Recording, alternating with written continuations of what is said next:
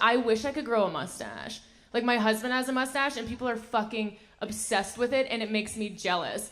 Like, literally, you throw a mustache on a mediocre man, and everybody's like, oh, fuck, you know? It's bullshit. Yeah, you right there, sir. Oh, Jesus Christ. Are you the guy who likes improv? Yeah, okay. I could tell. Because you're like, yes, mustache, me, ooh, a toaster. I don't know. I'm so jealous of that. Like, people will literally stop my husband in the street and be like, oh my God, it's Magnum P.I. It's Freddie Mercury. Like, he could go around slapping people in the face and they'd be like, thank you, Ted Lasso. It pisses me off. I wish I had, like, that one identifying feature. Like, I want people to give me cool, like, celeb lookalikes, right? And this woman stopped me in the street the other day and I was so excited. She's like, oh my God, you look exactly like Jeffrey Dahmer. And I was like, I was like, is it because of my glasses? She's like, no, it's just a vibe. The worst part is I fucked up this joke before, and instead of saying Jeffrey Dahmer, I said Ted Bundy, and then some guy in the front row was just like, oh, I could see that. I'm like, all right, I look like all the serial killers. Hey, you better laugh. I drink too much. We drinking tonight? Yeah. I didn't realize I was drinking too much until I went to the doctor, and the doctor's like, how much do you drink in a week? And I'm like, I don't know, I drink wine every night. And she's like, you drink wine every night? And I'm like, yeah. She's like, well, that's quite problematic. And I'm like, no, it's quite European, so fuck you, bitch. I honestly don't consider wine alcohol, right? Wine's not alcohol. Wine's not alcohol. It's the fucking blood of Christ. It's just a bit of Christ's blood. Seriously, how can it be bad for you? They serve it at church, and when has the church ever done anything to hurt anyone? I'll wait. Name a more iconic duo. I'll wait. The Pope, red wine. Doesn't make sense. I love red wine because it makes me feel classy. And I love white wine because I like getting in fights with my husband over something he did 6 years ago, you know? Most people drink to forget. I drink to remember. We waxing our pussies in this room or what? Have you ever waxed your balls, sir? Not yet.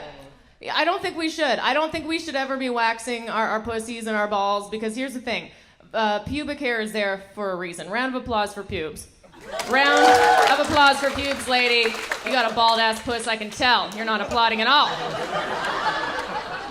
We're supposed to have hair down there. It protects against, like, dust and debris. And spiders from crawling in there.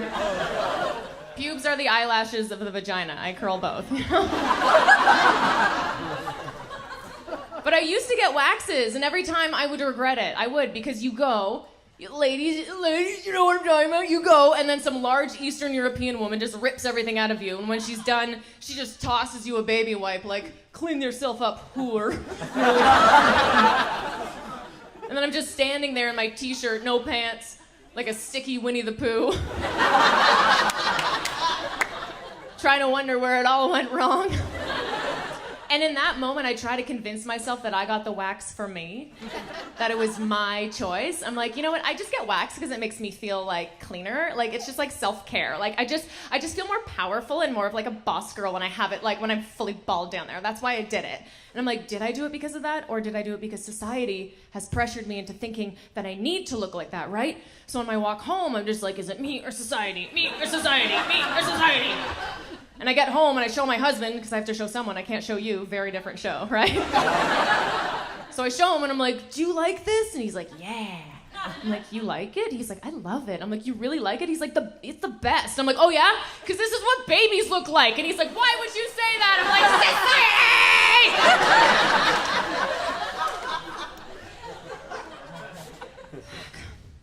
I really like watching the Great British Baking Show. Are there any Great British Baking Show fans?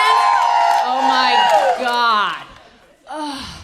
It's the best show on the planet. If you haven't seen it, it's just a bunch of the cutest fucking British people baking sweets and being best friends. It's so nice and comforting. It's exactly what the world needs right now. And it's a competition, but like barely.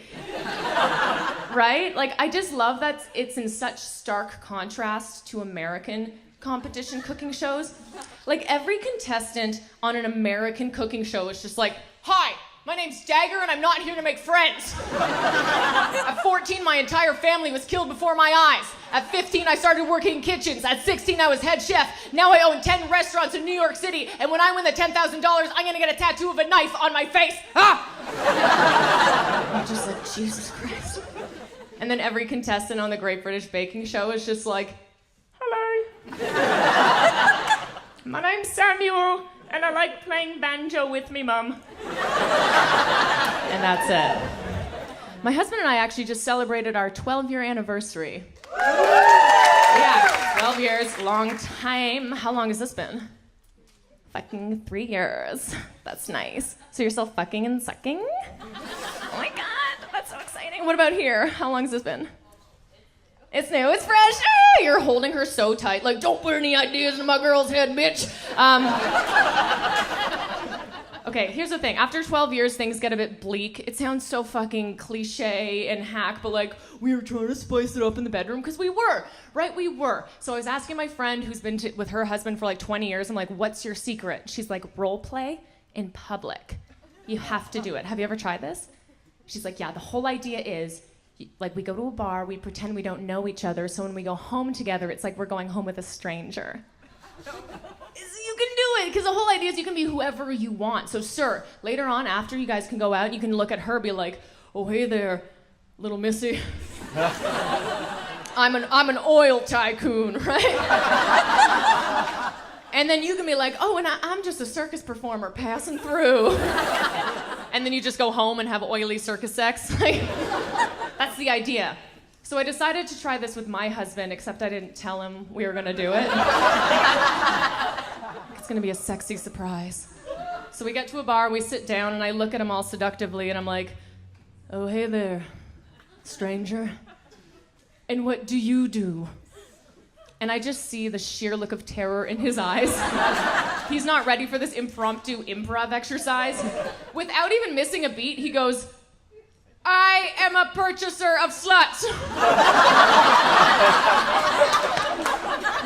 And not in a million years did I think a human being could string together those words to make a sentence. So then I panicked and I'm like, "And I am a slut up for purchase." And then we just stared at each other. Firm handshake, straight to bed. All right, you guys had a lot of fun. I'm Julia Hladkowicz.